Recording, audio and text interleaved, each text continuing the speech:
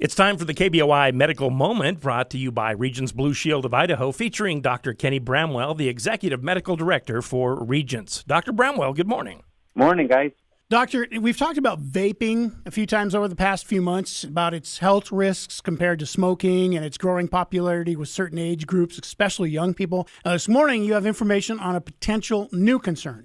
Yes, this one's just out from the FDA. The agency is looking into reports that some people, mostly youth and young adults, are experiencing seizures after vaping. The FDA is not suggesting a cause and effect relationship, but they do say they've had dozens of reports of post-vaping seizures that require their further investigation. What is it about vaping that could be causing this reaction? Well, it's pretty early in their process, but the seizures are initially thought to be the result of excessive nicotine ingestion. Many e-cigarettes allow people to quickly take in large amounts of this addictive substance, and seizures or convulsions are known potential side effects of nicotine ingestion. All across the valley right now, baseball, softball, soccer seasons are all starting to ramp up. Now, as parents, we try to support our kids' interest in their favorite sports, but too much specializing in a single favorite sport at a young age is something to think twice about, correct? Yes, there's another study that validates what local family doctors, sports medicine doctors, and orthopedic doctors have all believed for years, that kids who specialize and train intensively in a single sport at an early age increase their odds of injuries. What would be your advice for reducing the odds?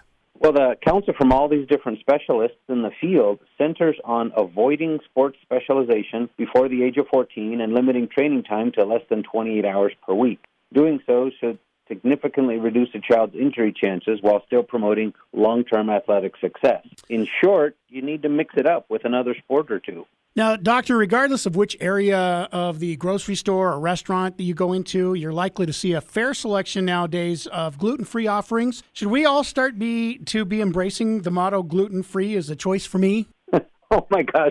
We were traveling recently, and my wife accidentally got me a gluten-free cookie. No.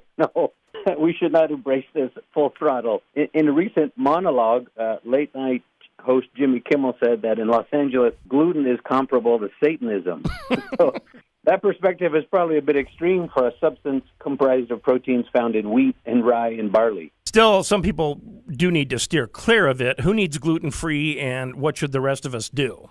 Well, a gluten-free diet is designed specifically for those with celiac disease and a condition known as non-celiac gluten sensitivity. For those who aren't diagnosed with these conditions, there's more to be gained by sticking to a balanced diet that's rich in fruits, vegetables, whole grains, and nuts and seeds. Doctor, driving in, you told us that you saw somebody texting and driving. What do you have to say to the people who are doing that? The driver in the car immediately in front of me on my drive-in this morning almost ran into a pedestrian after almost running into two or three other parked cars. It's just a very real danger, and I just urge everybody to not text while they're driving.